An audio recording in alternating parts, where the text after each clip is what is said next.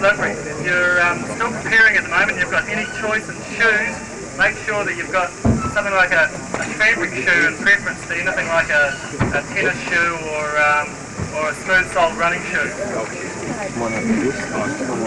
Forecast for today is for increasing periods of fine weather. So 85% of the course should have dried out really quickly. 85% of the course is a rock base. About the other 15% is a clay base. The clay base sections are on the Devil's Staircase, which is the second hill, and on the third hill, Dopers Creek. Devil's Staircase is probably going to be pretty much like greased glass at the moment. The course goes something like this, just really quickly for those of you who haven't read your entry forms or your race booklet. You go up the gorge for 8 kilometres, which is relatively flat. Then you've got a 35 kilometre loop, which has 3 humongous hills in it, all about 1,000 foot plus climb. And then you've got, you come back down the gorge 8 kilometres, which you'll find is big chain wheel material. You'll be going at about 40 to 50 kilometres an hour. Around the course there are radio crews and marshals. I'll tell you where they are so you know where to go if you have an accident and what to do if you see somebody who's had an accident. The radio stations will be at the top or near the top of the Deadwood climb, the first big climb at the Cloustonville turn-off. There'll be a radio station there. There's a 2-hour cut-off time at that point. If you don't reach that point by 12:30, then we're going to ask you to take a right-hand turn and go down the Cloustonville shortcut, which brings you out on this Akatara Road, 7 kilometres up the road. If you take 2 kilometres to get to that point, you'll be looking at about 7 hours to complete the race. Generally the size people on the tail end Charlie get home after about 5.5 to 6 hours. So if you think that you're going to be taking a long time out there, take enough food and enough water to last you for 5.5 to 6 hours.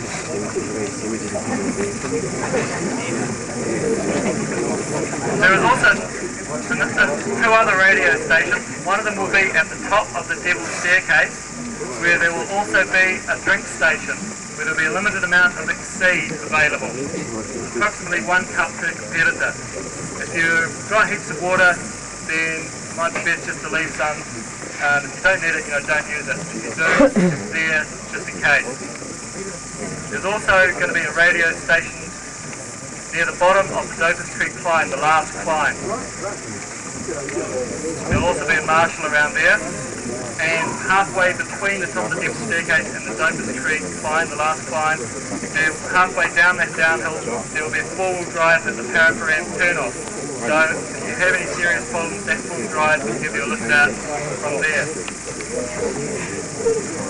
If you are near the back of the course and you have a mechanical problem or are injured, wait for the tail end Charlies. There's 2 tail end Charlies coming through. They've got first aid equipment, and if you're immobile, one of them can move on to the next radio station, call back here, the Red Cross who has a 4-wheel drive can go and get you. If it's really serious, we can get the helicopter in.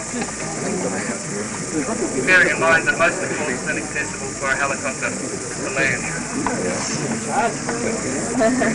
If you come across somebody who's injured, check them out, ask them if they're okay. If they are immobile, go on to the next marshal, the next radio station, and ask them to relay back here for help.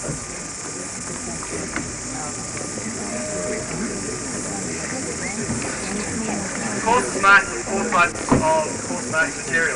We've got spray paint, which we'll be using. Spray paint has some arrows. Wherever there's an intersection, there should be an arrow.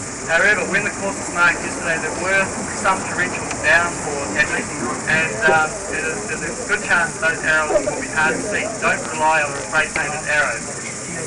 Immediately after any section, any intersection, there will be pieces of fluorescent pink tape tied to the bushes immediately after the intersection. So you should be able to stand at an intersection and see where those bits of tape go. There should also be danger electrical marking tape across the road that you should not take. There's always a small chance that animals or wind could interfere with these tapes because they're quite long and catches the wind sometimes. If there's any of that flapping in the wind, look for the pink fluorescent bits of tape that are marking that are immediately after any intersection. There should also be a number of fluorescent cardboard arrows stapled to trees that support type marker. Those arrows will be at the intersection immediately prior to it. There's marshals at all main intersections. Where there is an area with serious danger, we've spray painted arrows or crosses immediately prior to it and put bunting tape trying to ward you around any slips or away from, basically away from slips. That's the main bit of danger out there. There's a couple of places where you can ride very fast, halfway up the gorge, for example, where the track has slipped away slightly. Well, what has actually happened, the regional council has dynamited half the track away to stop all riders from getting up there. So there are a few places where the track has slipped away and there's only enough room for a single mountain biker to get up. The bunting tape before that to warn you that the track is narrow. We haven't put, most of the course is extremely dangerous, of course. So there is markers on everything that's dangerous. A lot of the downhills are extremely dangerous, especially third long downhill. There's a couple of large drop-offs there, several large sharp rocks, and bear in mind that things are going to be slippery. If you practice this course on the dry, it's going to be a lot more dangerous going down there today. Those helmet stickers we handed out, we'd really appreciate it if you'd put those on either side of your helmet. Maroon Response to the event gave us a piece of money so that we could have it on TV as a bit of a break from all the cricket. You can put those on your helmet and when you're seen by a film crew or a photographer, then that'll stand out. You didn't put We've got a few meal tickets left. The meals are pasta salad, green salad, sausage and bread, and a couple of bits of fruit. They're $4 for a ticket. We've got just a small number left. T-shirts we've sold out of. We printed 130, which is more than last year, and they sold out after about a quarter of an hour. But if you want to order them, just come up to the registration desk or the food desk afterwards. We'll get you to fill out an entry form that says that it's just for the T-shirt, and we can post them out in a week's time. Anybody who ordered a T-shirt and couldn't pick it up today, we'll send those out in a week's time also. Starting in approximately 10 minutes down by the Akatara River, just this side of the swing bridge on this side of the river. The start times are going to be first, all expert men, that's expert men, juniors, seniors and vets and masters, all expert men to start first. 5 minutes later, we want all sport and all expert women to start. 15 minutes after that, the sport riders will go, and 10 minutes after them, the novice riders will go. So all